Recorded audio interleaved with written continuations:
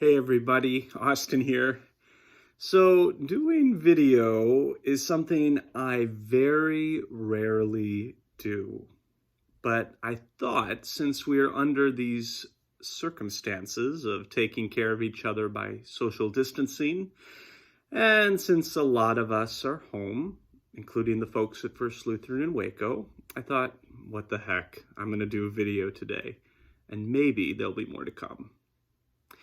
I'm wearing this t-shirt today. I got it a while back, and I'm wearing it in honor of my transgender friends who are currently transitioning, have transitioned, or are maybe at the forefront of beginning their transition. I think it's extremely important that we support our siblings, our neighbors, especially the children. And I wear this shirt today in honor of our transgender friends and family. Please be about protecting one another. It is so needed. For those of you who do not know who I am, I'm the pastor of First Lutheran in Waco, Texas, and I've been serving the folks at First Lutheran for almost 5 years. And recently I was ordained in November in the Lutheran Church, so I'm a newly rostered leader in the Evangelical Lutheran Church of America. Shout out to the ELCA. God's work, our hands, or for the moment, God's work, wash your hands. That's been going around a lot. We at First Lutheran Waco decided this week that for the safety and well-being of our members and friends, that we would cancel our services and public gatherings for the next week. So this video is kind of my offering for today. So it's the Lenten season, and I'm finding that this opportunity to be at home and try not to go out is in many ways like a desert experience. At First Lutheran in Waco the other week, I talked about desert experiences in my sermon, that they can be both beautiful, a little scary, and unknown. I say that because I think in the midst of all that is happening with this current health situation, we have two ways of looking at it. We can take it as an opportunity for growth and reflection and work through it by making the best of it, or we can let it get the best of us, panic, and buy into chaos. I, to the best of my ability, am choosing to take the route of making it an opportunity for growth and reflection, and I hope that you do too. The reason we're doing this social distancing is for the protection and safety of our neighbors who may be vulnerable at this time to the coronavirus that is going around. So, as I've been saying to many, I say to you watching this, please take care of yourselves. Wash your hands, stay in if you can, watch out for your neighbors, and take the necessary precautions so that we can work on stopping this from spreading and making others sick. Taking the necessary precautions is a way of showing our love for one another and care for one another as well. And be sure to check in with one another at this time because we have this amazing technology of being able to keep in touch with one another. So take advantage of that great gift. Check in with one another, call and message one another, or just say, hey. This is the time for having good conversations and staying connected to one another. So be sure to stay connected.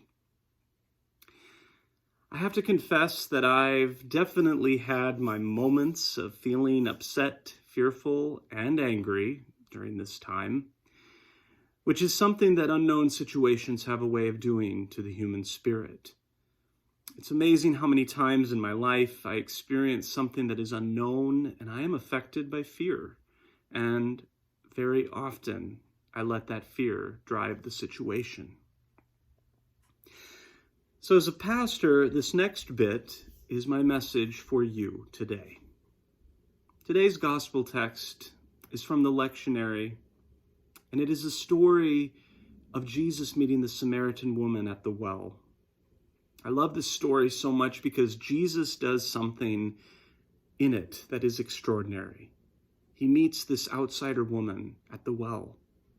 For people outside of Samaria, many believed that those from Samaria were bad people, not to be trusted, and fear shaped the identity of the Samaritans for others. And so when Jesus sits down and has a conversation with this woman, the Samaritan woman, he's going into a conversation that many would be fearful of having. Jesus spent time with this woman and ends up staying in the area with other Samaritan people for 2 days. And because of his being present with them, love and peace were shared among the people. I believe the point, or at least one of them from this story, is that if we let fear get the best of us, we miss opportunities to know one another, love one another, and share peace with one another. Fear drives us away, and love has a way of bringing us together. And so, in this time of uncertainty and fear, I pray that all of us will be able to choose love and be able to express that love and concern for all our neighbors. We as a human race are a family, whether we want to accept that or not. And we have decisions to make in the midst of our shared human experience. If we choose fear and let that drive us, that has a ripple effect that can damage. If we choose love and let that drive us, that has a ripple effect and has a capacity to heal and mend. My friends, this day and in the days ahead, I hope that we are able to choose love as a response to these times. Love always wins and brings wholeness. Take care of one another. Let others know that you love and care for them. That can be done with a simple phone call or a text message. Reach out and let others know that they are not alone. And maybe, just maybe, this time is a test for us to truly connect and express our love for one another. And I know that God is with us, and therefore we are not alone in the midst. We are indeed in very good company.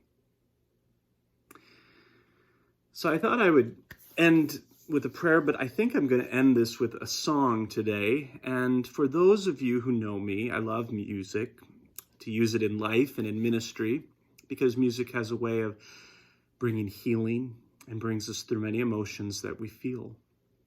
And so today I want to leave you with a song that my dear friend, Pastor Nate, taught me years ago. And Nate, if you're watching this, I just want you to know that I use this song all the time when I go to the hospitals and visit people. And I thank you for teaching me this song. The song is called God Takes Care of You. And it is a reminder to us that in all times and in all situations, God is taking care of us and watching over us. May this song be a comfort for you today. God takes care of you. God takes care of you. In light or in shadow, God takes care of you.